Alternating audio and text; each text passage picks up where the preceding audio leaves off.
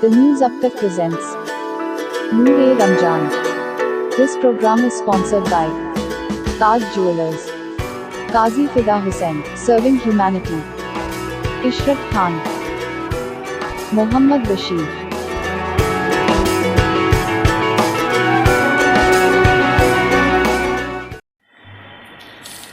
مفتی صاحب آپ کا استقبال ہے دا نیوز اب تک میں ماہ رمضان کے ایپیسوڈ میں.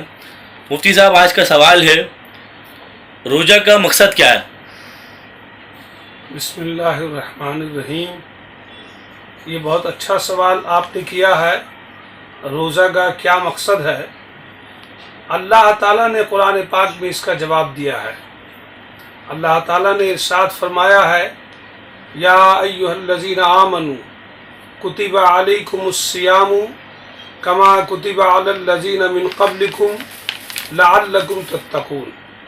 اے ایمان والو، تم پر روزہ فرض کیا گیا ہے جیسا کہ پچھلی امتوں پر بھی روزہ فرض کیا گیا تھا تاکہ تم گناہوں سے بچ جاؤ، تاکہ تمہارے اندر تقوی آئے. اس آیت سے پتہ چلتا ہے کہ روزہ کا مقصد جو ہے وہ تقوی حاصل کرنا ہے. اور اس کی تشریح ایک حدیث میں اس طرح سے ہے کہ رسول پاک صلی اللہ علیہ وسلم نے ارشاد فرمایا ہے کہ جو شخص روزہ رکھے اور جھوٹ بولے یا وہ گالی دے یا وہ غیبت کرے، ایسی صورت میں وہ روزہ رکھتا ہے تو سوائے بھوک اور پیاس کے اس کے پلے پہ کچھ نہیں پڑتا ہے. پتہ یہ چلا کہ روزہ کے ذریعہ جتنے گناہ ہیں، خاص طور سے بڑے بڑے جو گناہ ہیں، اس سے بچنا، یہی روزہ کا اصل مقصد ہے. ہمیں روزہ رکھتے وقت میں اسی خاص مقصد کو ذہن میں رکھنا چاہیے. اگر ہم صبح سے شام تک بھوکے اور پیاسے ہیں اور اس کے باوجود وہ گناہ جس کی شریعت میں ممانعت ہے کر بیٹھتے ہیں تو گویا ہم اپنے روزہ کے مقصد کو پامال کر دیتے ہیں. ماشاء اللہ. مفتی صاحب ہمارا ایک اور سوال ہے، تراویح میں مکمل قرآن سننا اور سنانا سنت رسول کیوں؟ یہاں پر سب سے پہلے یہ ذہن میں رکھیے گا کہ اللہ یا اس کے رسول نے کوئی حکم اگر دیا تو کیوں کر کے سوال مناسب نہیں ہے. پھر بھی آپ نے جب پوچھا ہے تو میں اس کو آپ کو اس طرح سے بتانا چاہتا ہوں کہ قرآن پاک میں پورے قرآن کو رمضان میں پورے قرآن کو تراویح میں سننا یا سنانا سنت رسول اس معنی میں ہے کہ رسول پاک صلی اللہ علیہ وسلم نے باضابطہ قرآن پڑھنے کے بارے میں حکم فرمایا اور سنانے کے بارے میں حکم فرمایا. اور جب اجماعی طریقے سے تراویح کی نماز حضرت عمر فاروق رضی اللہ تعالیٰ عنہ کے زمانے میں شروع ہوا تو اسی وقت سے پورے قرآن سنانے کا بھی اہتمام ہوا. پورا قرآن سننا اور سنانا سنت رسول کے ساتھ یہ بہت بڑی اسلامی ہمارے لیے شریعت کے طرف سے بہت اللہ اور اس کے رسول کی ہمارے لیے نعمت ہے کہ قرآن پاک کو ہم اول تا آخر سنیں تاکہ قرآن کے احکام کو جان سکیں اور اس کے مطابق عمل کر سکیں. چونکہ رمضان میں قرآن پاک نازل ہوا ہے اسی لیے پورے قرآن کو رمضان ہی میں سنانا افضل ہے اور سنت رسول ہے. بہت اچھا. اور مفتی صاحب کچھ ایک اور سوال یہ تھا کہ تراویح کتنے دنوں میں اور کتنی رکعت پڑھنی چاہیے؟ تراویح کے لیے مسنون یہ ہے کہ 20 رکعت تراویح پڑھنی چاہیے. 2 رکعت پر سلام پھیرا جائے اور 4 رکعت پر بیٹھ کر تھوڑی دیر آرام کیا جائے. اس بیٹھنے کے درمیان کچھ تسبیح پڑھ دی جائے، ذکر و اذکار کر لیا جائے، درود شریف پڑھ دیں، سورہ اخلاص پڑھ دیں، کلمہ طیبہ پڑھ لیں، یا جو دعا مارکیٹ میں آپ دیکھتے ہیں تراویح کے سلسلے میں وہ لازمی دعا نہیں ہے، یا اگر اس کو پڑھنا چاہیں تو اس کو پڑھ دیں.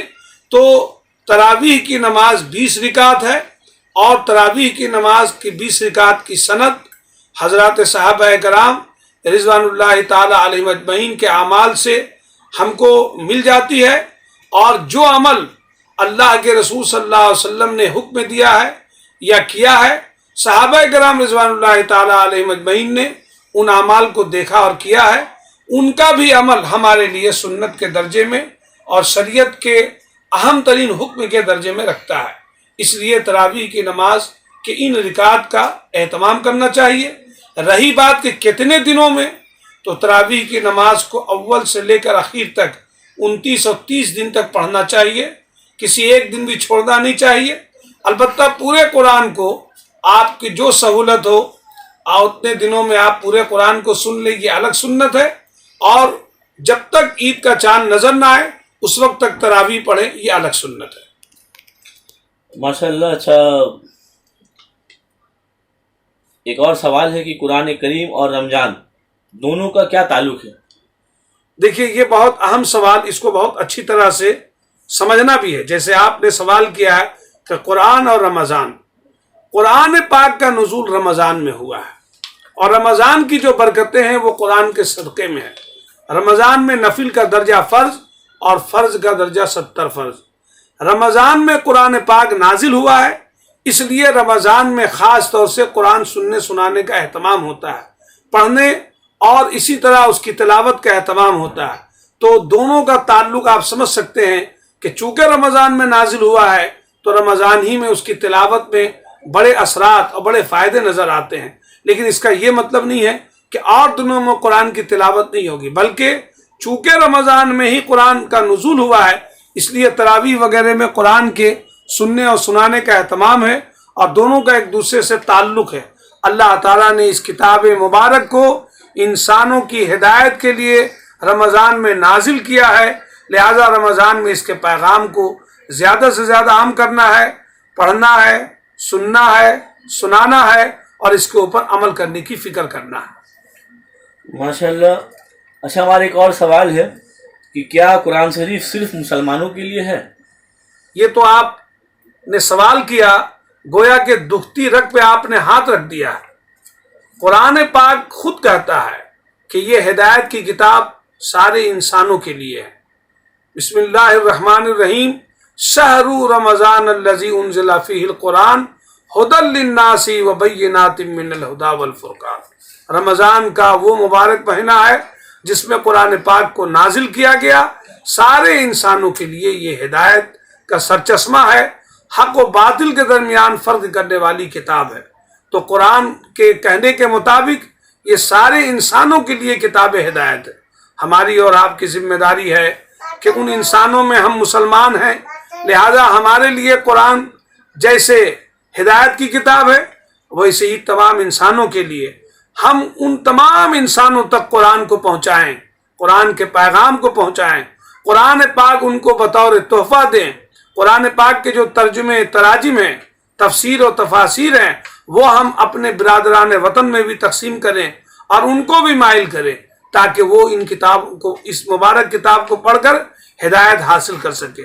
اللہ تعالی ہم مسلمانوں کو توفیق دے، اور ہماری یہاں پر یہ بھی ذمہ داری ہے کہ قرآن کے سلسلے میں جو برادران وطن کے طرف سے یا دانشوروں کے طرف سے اعتراضات ہیں اس کے لیے سیمینار سمپوزیم ہم کریں، اور اسی طرح ڈائیلاگ کریں، اور قرآن سے متعلق جو باتیں ہیں وہ کھل کر ہم ان کے سامنے پیش کریں۔